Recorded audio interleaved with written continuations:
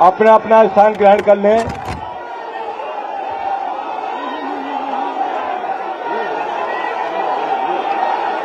सभी साथियों से अनुरोध है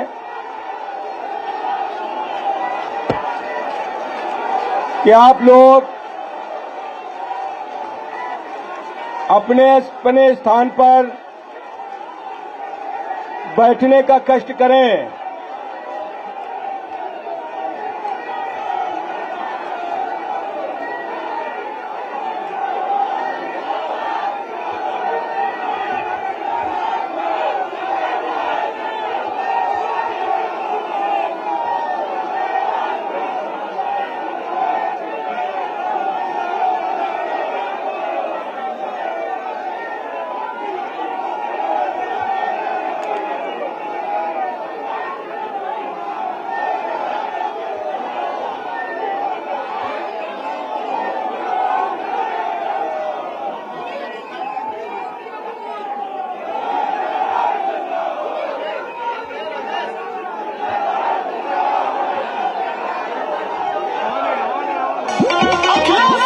आप लोग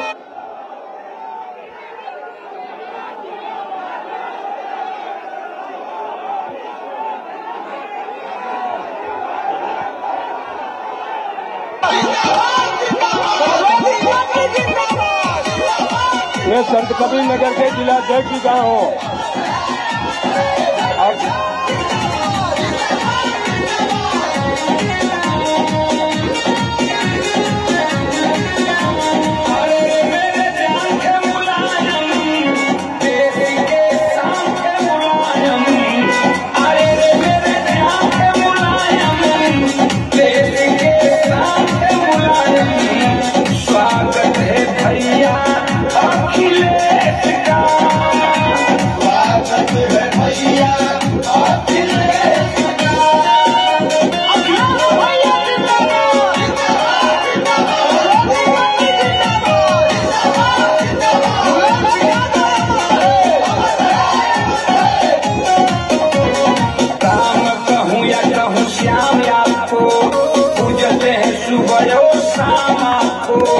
चाहती है देश की आवाम आपको, समाजवादी है सलाम आपको।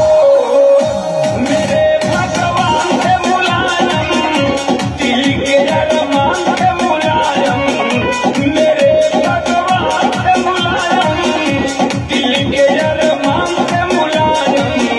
स्वागत है भैया अखिलेश का, स्वागत है भैया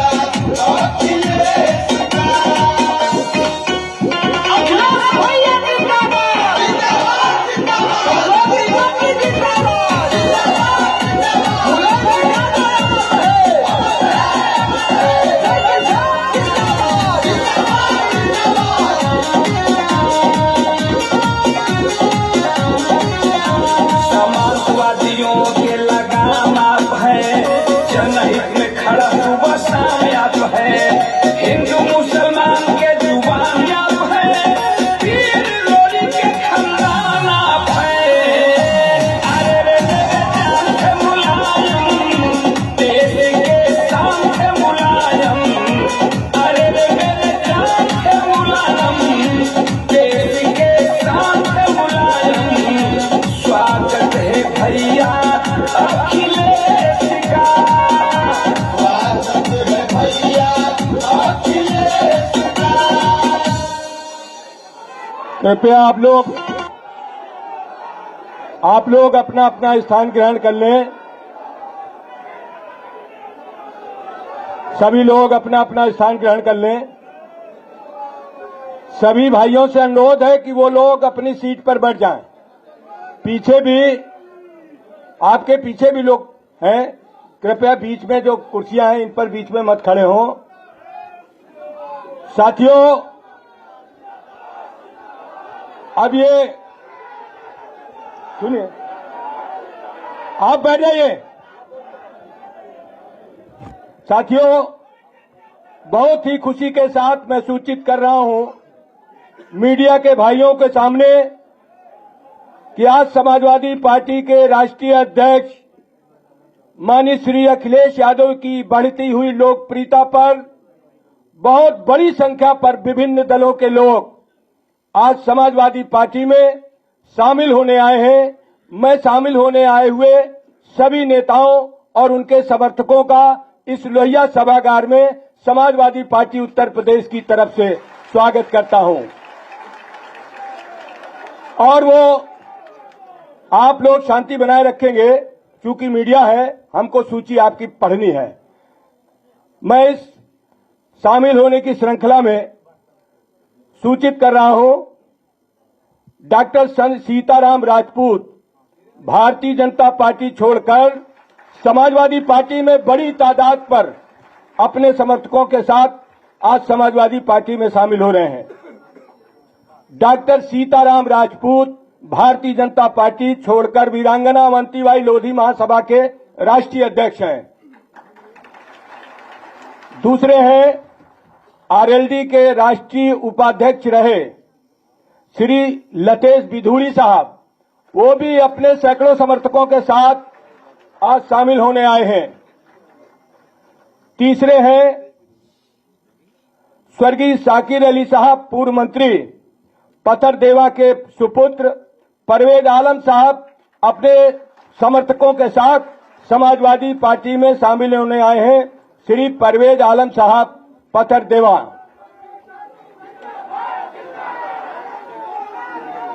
श्री अगले शांति रहिए। अगले नेता का नाम मैं प्रस्तुत कर रहा हूं, श्री इलियास अंसारी साहब, कुशीनगर बहुजन समाज पार्टी छोड़कर अपने हजारों साथियों के साथ समाजवादी पार्टी आज ज्वाइन कर रहे हैं। 3 महीने की छुट्टी पे थे। 3 महीने की छुट्टी पे गए थे। कितने महीने की? अगले नेता है पूर्व विधायक श्री सुभाष चंद्र श्रीवास्तव जी, जो जनता दल यूनाइटेड छोड़कर समाजवादी पार्टी में शामिल हो रहे हैं। श्री सुभाष चंद्र श्रीवास्तव, पूर्व विधायक।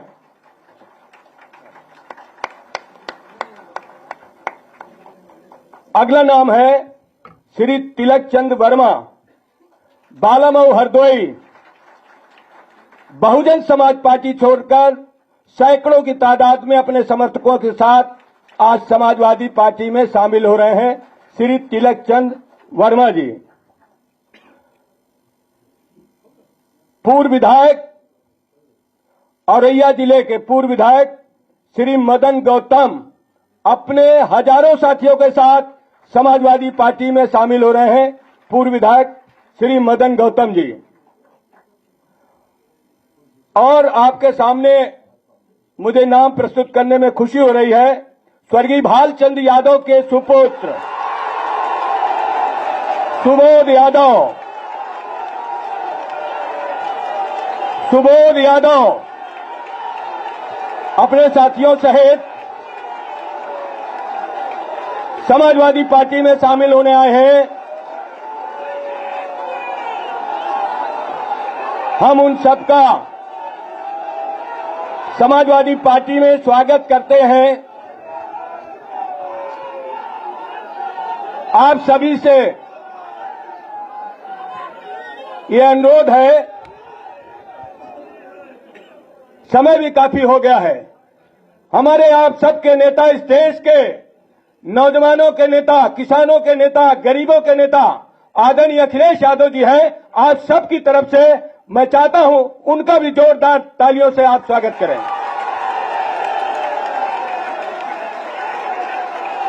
अब मैं मंच पर समाजवादी पार्टी के बहुत वरिष्ठ बड़े बड़े नेता बैठे हैं।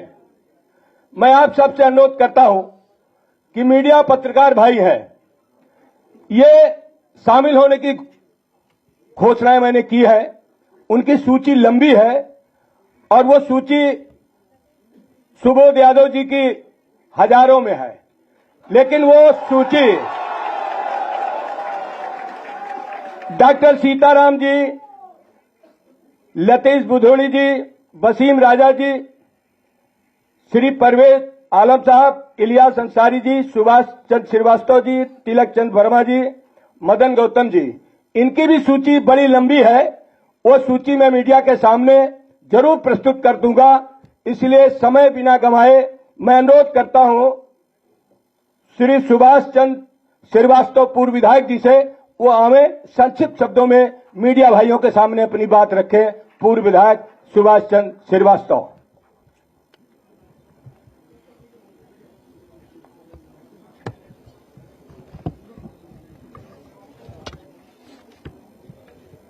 समाजवादी पार्टी के राष्ट्रीय अध्यक्ष और इस मुल्क के भविष्य परम श्रद्धेय अखिलेश यादव जी, यहां उपस्थित समाजवादी पार्टी के प्रदेश अध्यक्ष नरेश उत्तम पटेल जी, इंद्रजीत सरोज जी, अरविंद सिंह गोप जी, अंबिका चौधरी जी और सभी समाजवादी पार्टी के सम्मानित और श्रद्धेय नेतागण और इस सभागार में उपस्थित समाजवादी पार्टी के क्रांतिकारी साथियों, मीडिया के बंधुओं, प्रिंट और इलेक्ट्रॉनिक मीडिया के साथियों, मैं कुछ बातें अपनी कह के अनुमति चाहूंगा। आज पूरे मुल्क में सही अर्थों में काफी दिनों के बाद एक तरह से अघोषित आपातकाल जैसी परिस्थिति है, अनप्रोक्लेम्ड इमरजेंसी जैसी स्थिति है।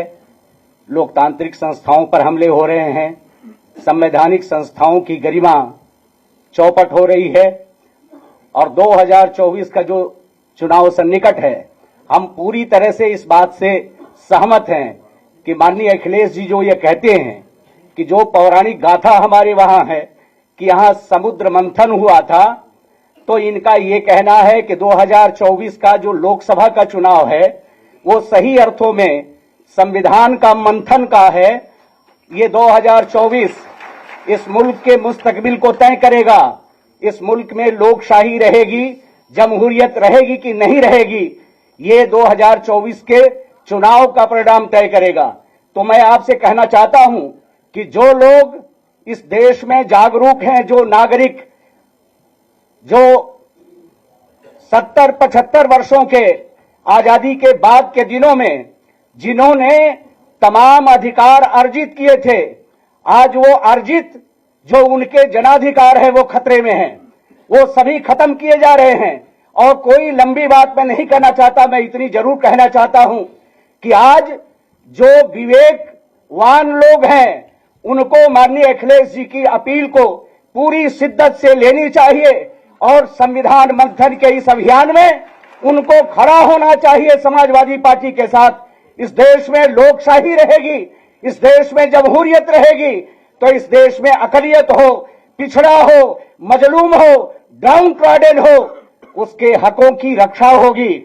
और आज जो पीडीए का इन्होंने नारा दिया, मैं आपसे कहना चाहता हूं कि हम सभी लोग डॉक्टर राम मनोहर लोहिया के स्कूल ऑफ थॉट के लोग हैं और आज समाजवादी आंदोलन ही इस मुल्क को उबार सकता है वर्तमान चुनौतियों से। इसलिए मेरे जैसा आदमी भी इस बात को समझा।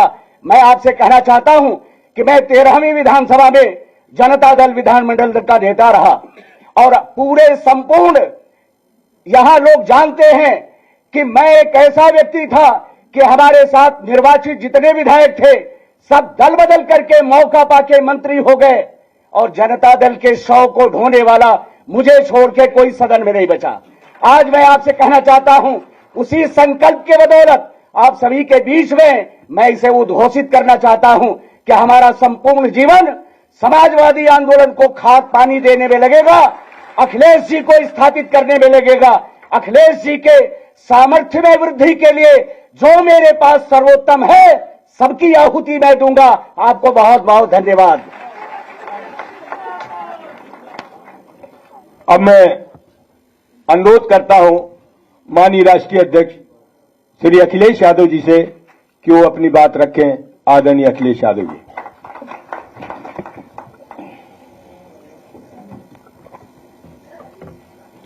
हमारे साथ मंच पर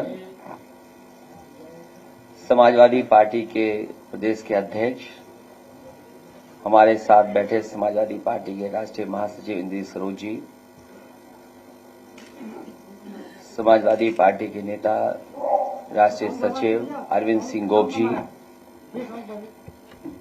पार्टी के बहुत जिम्मेदार सभी हमारे नेता, हमें खुशी इस बात की कि लगातार समाजवादी पार्टी का और खासकर पीडीए परिवार बढ़ता जा रहा है। जो साथी आज पार्टी में शामिल हो रहे हैं, मैं उन सभी साथियों का बहुत बहुत धन्यवाद और आभार प्रकट करना चाहता हूं। सबसे पहले मैं सुभाष श्रीवास्तव जी, पूर्व विधायक, बहुत ही सम्मानित और बहुत समय के राजनीति की परिस्थितियों को समझने वाले, मैं इनका और इनके सभी सहयोगी साथियों का बहुत बहुत धन्यवाद देता हूं जो पार्टी में आज आ पा रहे हैं। मदन गौतम जो हमारे ही जनपद के हैं, हमारे साथ रहे, कई बार के विधायक हैं, इनके आने से समाजवादी पार्टी को और ताकत मिलेगी। इनके सहयोगी साथियों के आने से समाजवादी पार्टी हमारे आसपास के जिलों में और मजबूत दिखाई देगी। डॉक्टर सीताराम राजपूत जी का मैं स्वागत करता हूं। परवेज आलम जो बहुजन समाज पार्टी छोड़ करके आए हैं, मैं उनका और उनके सभी सहयोगी साथियों का बहुत बहुत स्वागत करता हूं। इलियास अंसारी साहब, जिन्हें हम मना लेते तो शायद हमारे साथ ही रहते, लेकिन कुछ राजनीतिक परिस्थितियों की वजह से वो हमें छोड़ करके चले गए थे, लेकिन बहुत ज्यादा दिन दूर नहीं रहे। आज पुनः समाजवादी पार्टी में और इस आंदोलन की मदद करने के लिए आए, मैं उनका भी बहुत बहुत स्वागत करता हूं और हमें उम्मीद है कि वो और उनके सभी सहयोगी साथी मिलकर के समाजवादी पार्टी की मदद करने का काम करेंगे। मुझे खुशी है इस बात की कि बहुत सारे साथी ये चाहते थे कि सुबोध यादव समाजवादी पार्टी में शामिल हो जाएं, और आज वो और उनके बहुत जिम्मेदार और बहुत ही बड़ी संख्या में साथी आए हैं। मैं सुबोध यादव का और उनके सभी साथियों का बहुत बहुत स्वागत करता हूं। समाजवादी पार्टी को मजबूत बनाने का काम करेंगे। तिलक चंद वर्मा जी जो हरदोई में बहुजन समाज पार्टी से लड़े थे, आज पुनः समाजवादी पार्टी में शामिल हो रहे हैं। इनके आने से लखनऊ से लेकर के हरदोई, उन्नाव और आसपास के जिलों में समाजवादी पार्टी को मजबूती मिलेगी। इनका समाज और खासकर बहुजन समाज के लोगों को जोड़ने का काम करेंगे। इससे आने वाले समय में जो 2024 में चुनाव होने जा रहा है, उसमें बहुत बड़े पैमाने पर सहयोग मिलने जा रहा है। लतेश बिदोड़ी जी राष्ट्रीय युवा लोकदल छोड़ करके आए हैं, हम उम्र हैं, नौजवान साथी हैं। ये लंबे समय तक हमारी पार्टी के साथ जुड़ करके समाजवादी आंदोलन को मजबूत करेंगे। मैं इनका भी बहुत बहुत स्वागत आज समाजवादी पार्टी में करता हूं।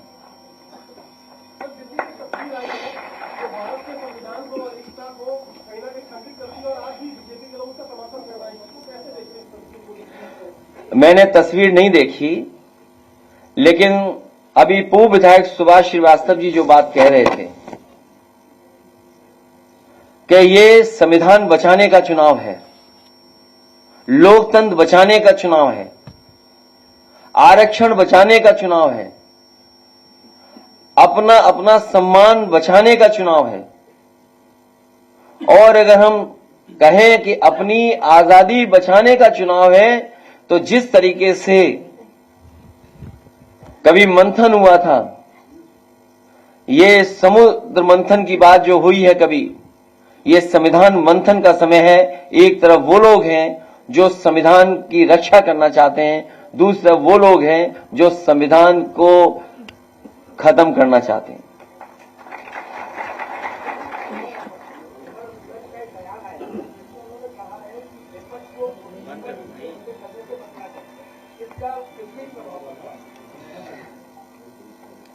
उत्तर प्रदेश के लोग स्वागत भी अच्छा करते हैं, और उत्तर प्रदेश के लोग जब विदाई करेंगे वो भी बड़ी अच्छी करेंगे। जो लोग 14 में आए थे वो 24 में जाने वाले हैं, और 10 साल हिटलर का ही समय था। 10 साल से ज्यादा वो नहीं रह पाया वहां पर, तो 10 साल तो इनका भी पूरा हो गया। और सवाल ये है कि नौकरियां मिलेंगी कि नहीं मिलेंगी। भारतीय जनता पार्टी हटाओ, नौकरी पाओ।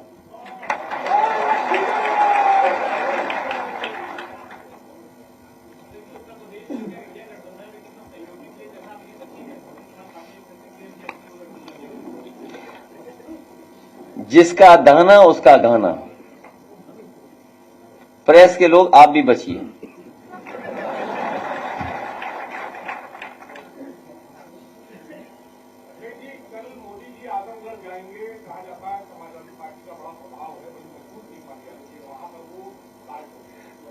मैंने आपसे क्या कहा?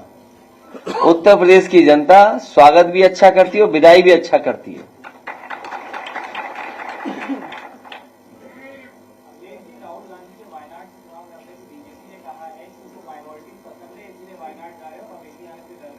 और मैं तो ये कहता हूं माइनॉरिटी सबको पसंद करना चाहिए।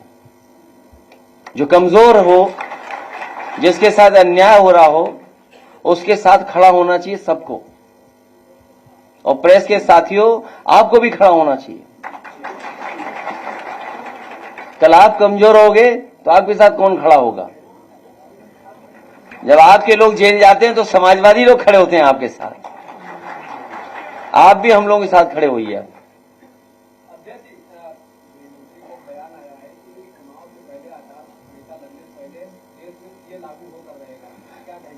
आचार संहिता तब मैं मानूंगा लागू हो गई जब डीजीपी हट जाएंगे, पुलिस के अधिकारी हट जाएंगे। पहले तो आचार संहिता लगती थी, उसके बाद अक्सर जो अधिकारी बहुत दिनों से जमे रहते थे उनको हटाया जाता था। देखते हैं ये सरकार कितने अधिकारियों को हटाती है।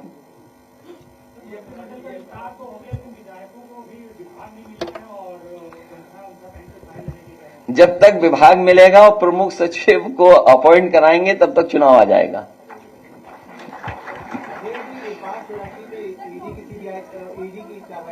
देखिए, जितने भी ये सीबीआई, ईडी, इनकम टैक्स जानबूझ करके सरकार भेजती है जिससे लोग डर जाएं और घबरा जाएं और फंसाने का काम करती है।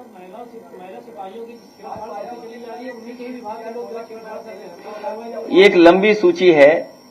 हमारे पत्रकार साथी ने कुछ सवाल उठाया है। ये बहुत एक लंबी सूची है। अगर पिछले 7 साल का हम लोग गिने तो देश में सबसे ज्यादा इस तरह की घटनाएं उत्तर प्रदेश में हुई हैं। और जहां साथी हमारा एक कह रहा था, होम मिनिस्ट्री के ऊपर कोई सवाल पूछा जा रहा था। ये होम मिनिस्ट्री की जिम्मेदारी बनती है कि समय समय पर स्टेट गवर्नमेंट्स को भी चेक करें कि उनके यहां क्या हो रहा है। अगर पुलिस ही भक्षक बन जाएगी, जिनसे हमें उम्मीद है कि न्याय मिलेगा, अगर वही अन्याय करेंगे तो आप न्याय के लिए कहां जाएंगे? तो ये जो घटनाएं बढ़ी हैं, ये पुलिस हेडक्वार्टर से लेकर के और थाने तक की घटनाएं, आप इस बारे में जानकारी कर सकते हैं। सबसे ज्यादा उत्तर प्रदेश में है। जिस तरीके से जब से बीजेपी की सरकार आई है, दिल्ली में 1 लाख, पूरे उत्तर भारत में 1 लाख किसानों ने आत्महत्या की है। सोचो, जिस देश में 10 साल में 1 लाख किसान आत्महत्या करता हो, जहां पर यह बताया गया हो कि आय दोगुनी हो जाएगी। यहां जितने लोग बैठे हैं सब किसान परिवार के हैं। किसान परिवार पूछ रहे हैं कि उनकी आय दोगुनी कब होगी, और किसान के बेटे ये पूछ रहे हैं उन्हें नौकरी रोजगार कब मिलेगी। जो एमएसपी के लिए लड़ रहे हैं किसान, क्या सरकार एमएसपी लागू करेगी? समाजवादी ये भरोसा दिलाती है कि 80 हराओ, एमएसपी लागू करवाओ और उसका कानूनी अधिकार पाओ। सर, एमएलसी चुनाव होने वाले, क्या कैंडिडेट्स में भी पीडीए की झलक दिखेगी? पीडीए की झलक अगले 50 साल तक दिखेगी आपको।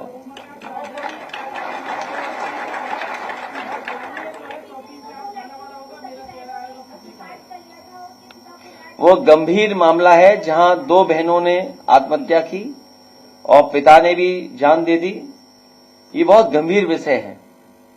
कम से कम बीजेपी को न्याय दिलाना चाहिए परिवार को, और कहीं ऐसी घटना दोबारा उत्तर प्रदेश में न हो, उसके बारे में भी सरकार को सोचना चाहिए।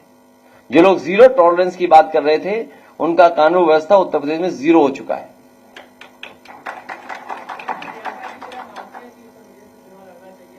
किसको? मैं तो चाहता हूं आप भी कोई सभासद का चुनाव लड़ लो। अब चुनाव सभासद का है ही नहीं तो क्या करें हम, बताओ।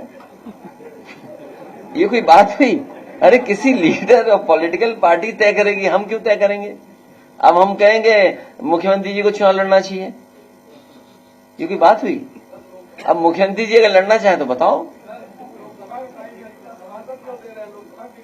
नहीं, कोई क्षेत्र नहीं ना इनमें बनाया नहीं इन्होंने कोई। मुझे जिला नहीं पता ना, मैं विचार कर सकता हूं इनके पास। कौन जिले के हो आप? लखनऊ? नहीं, रविदास जी हैं, अब आपको मौका नहीं मिलेगा। रिजर्व सीट है, मोहल्ला लो, इन कैसे दे दूंगा?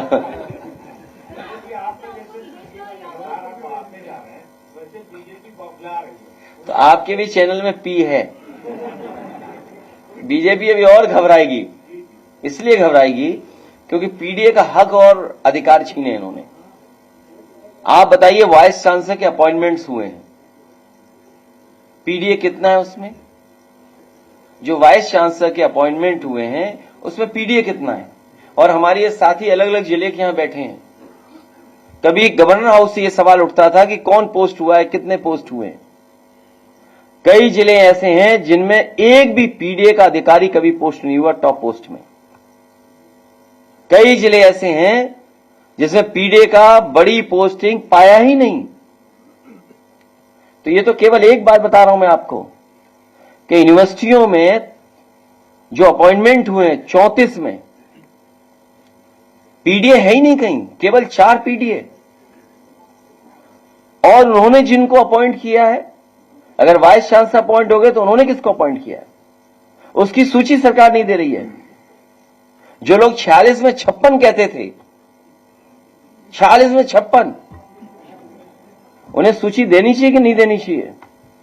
ये तो केवल मैं एक बात उठा रहा हूं अभी, एक, कि वाइस चांसलर के अपॉइंटमेंट्स में सरकार ने सबसे ज्यादा धोखा अगर किसी को दिया है तो पीडीए परिवार को धोखा दिया है।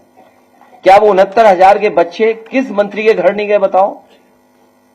वो इसलिए उनके साथ अन्याय हो रहा है कि वो पीडीए परिवार के लोग हैं, पीडीए परिवार के लोग हक मांग रहे हैं। यही 69,000 में क्या आपने नहीं देखा? कौन सा मंत्री नहीं छोड़ा जिसके घर न गए हों? लेकिन जो वहां लोग हैं वो पीडीए को न्याय नहीं दिला सकते, उनको हक नहीं मिल सकता।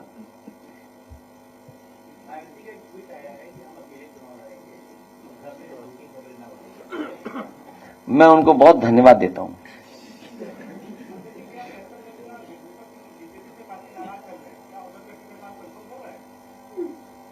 किसका? नहीं, अगर आप कह दोगे तो मैं दे दूंगा। नहीं, सच में कोई झूठ नहीं। देखिए, अगर कभी कोई ऐसी परिस्थिति बनी तो पत्रकार साथी, आपका नाम क्या है? अकील सिद्दीकी कह रहे हैं कि उन्हें टिकट दे देना चाहिए।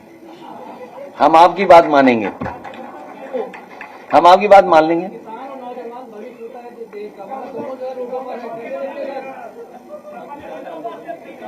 भाई, हमें टिकट का कैसे बता दूं? अभी ये कांग्रेस वाले पूछे, आप बीजेपी की पूछो, मैं क्यों तय करूंगा टिकट किसी दूसरी पार्टी का? नहीं, मेरे संपर्क में कोई नहीं है। नहीं, हमारे संपर्क में नहीं है। नहीं, हमारे संपर्क में नहीं है।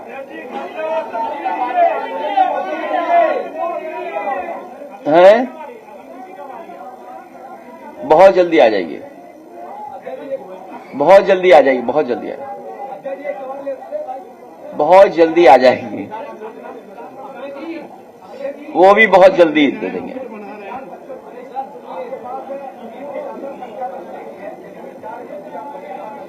नहीं, अभी चुनाव है, उलझाओ मत इन बातों में।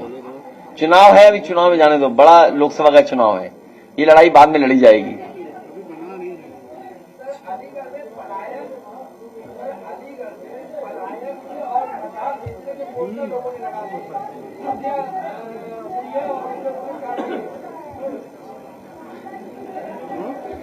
अरे रुक जा बेटा, अभी इनका दरखास्त लेना, अभी बच्चे दरखास्त दे देना अपनी, ठीक है? दरखास्त देना किसी से कोई व्यक्ति हो दरखास्त ले लो, सिक्योरिटी वाले दरखास्त ले लो, उसकी मदद कर देंगे। हाँ हाँ, किसने लगाया पोस्टर, किस कारण, मुझे जानकारी नहीं है।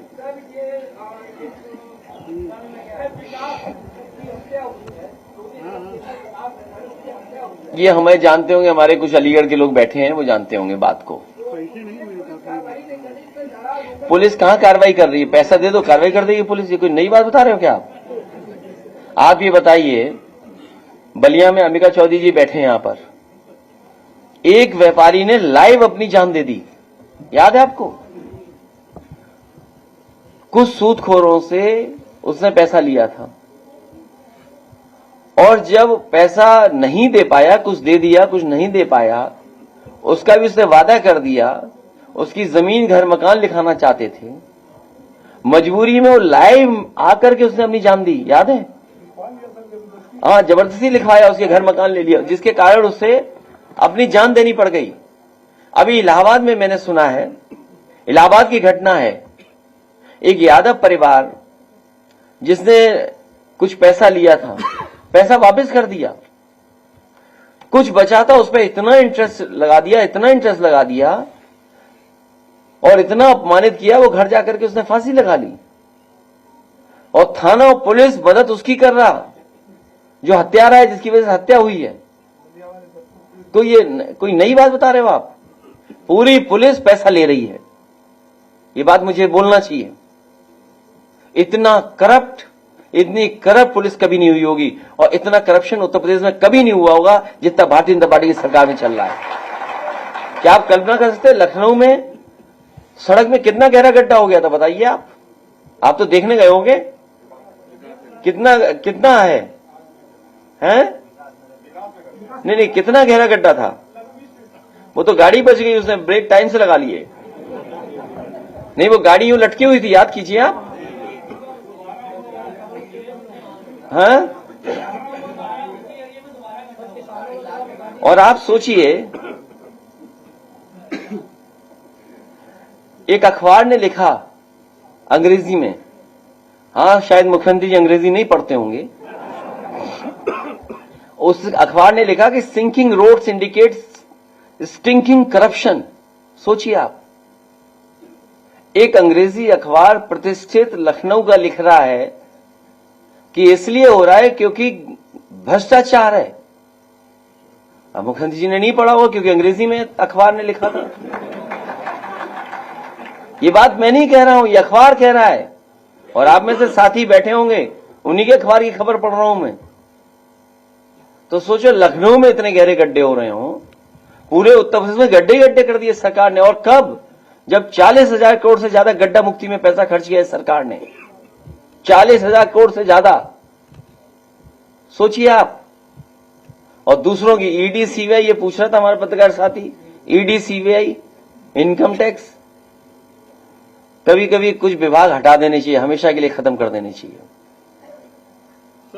जैसे नेताजी ने कभी चुंगी खत्म की थी, इसी तरह कुछ विभाग हमेशा के लिए खत्म हो जाने चाहिए।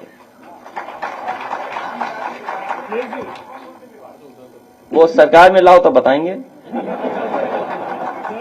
सरकार में लाओ तो पता लग जाएगा एक ही दिन में।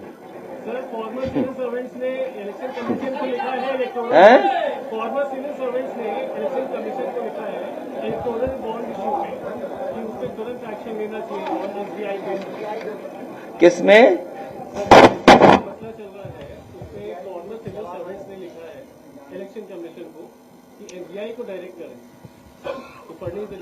उस बात में मल उलझिए। बात बिल्कुल साफ ये है, 15 लाख करोड़ तक 15 लाख करोड़ लगभग उद्योगपतियों का कर्ज माफ हुआ है। उन्हीं उद्योगपतियों को फिर कर्ज दे दिया गया। सुनने में आ रहा है कि जिनका उद्योगपतियों का कर्ज माफ हुआ है, उन्होंने इलेक्ट्रल बॉन्ड्स भी दिए हैं। तो अब इसमें क्या बताएं हम? तो जब जवाब मिलेगा रिजर्व बैंक से तो पूरा देश जान जाएगा। लेकिन सवाल यह है कि 6 महीने बाद पता लगेगा, चुनाव मुद्दा ही ना बने, इसलिए है ये सब बात। सबसे ज्यादा पैसा किसके पास गया? कोई बोलेगा नहीं चैनल? आप तो बोल रहे हो। सबसे ज्यादा पैसा गया किससे पार्टी पर, तो उसी को बताना पड़ेगा। मैं एक बार फिर किसमें सपा को मिला होगा, नहीं वो तो रिकॉर्ड पे है। सपा को जो मिला शायद एक बार 2.5 करोड़ मिला है, एक बार कुछ और मिला है। अरे लेकिन हमें मिल गया, हमने बता दिया, क्या बीजेपी ऐसे बता देगी? हाँ तो मिला है, पार्टी हर पॉलिटिकल पार्टी को मिलता है। क्या चीज? जिसका दाना उसका गाना। आप लोग चलाइए चैनल पे 1-1 घंटा का शो, तो शायद मिल जाए जवाब जल्दी। लेकिन चैनल वाले शो ही नहीं चलाएंगे। जैसे बेरोजगारी पे शो नहीं चलाते, वैसे इस पे भी नहीं चलाएंगे आप। इसलिए एक बार फिर मैं सुबोध यादव जी का, सीताराम राजपूत जी का, परवेज आलम जी का, इलियास अंसारी जी का, सुभाष श्रीवास्तव जी का, मदन गौतम जी का, तिलक चंद वर्मा जी का, लतेश बिधूड़ी जी का और उनके साथ जितने सहयोगी साथियां हैं, मैं उन सब का स्वागत करता हूं। समाजवादी पार्टी में शामिल होने के लिए बधाई देता हूं। आने वाले समय में जो लोकतंत्र बचाने की लड़ाई होने जा रही है, उसमें लोकतंत्र बचाने का काम आप लोग करेंगे। बाबा साहब भीमराव अम्बेडकर जी का जो दिया हुआ संविधान है, उसको बचाने का काम करेंगे। आप सबका, अपने साथियों का धन्यवाद और प्रेस के लोग आए हुए हैं उनका भी विशेष धन्यवाद। बहुत बहुत धन्यवाद। आप सुबोध यादव जी, आपके